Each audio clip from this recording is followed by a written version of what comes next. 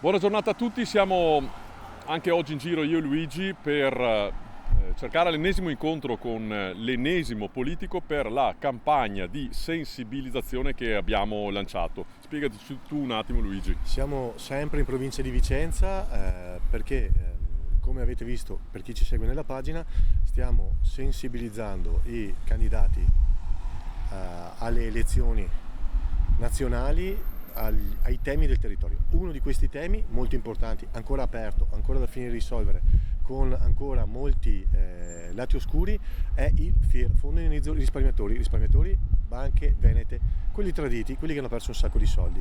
Bene, oggi siamo qui sempre in provincia di Vicenza, abbiamo già fatto qualche incontro importante.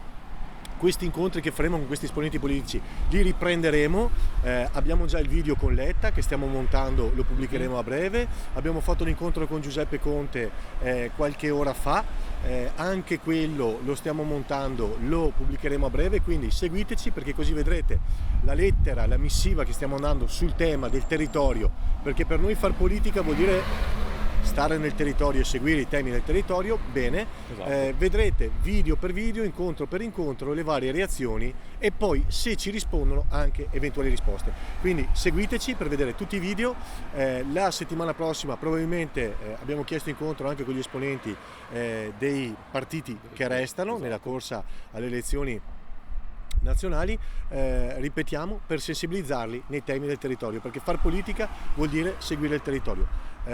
Molti esponenti importanti sono candidati proprio nei collegi vicentini o veneti.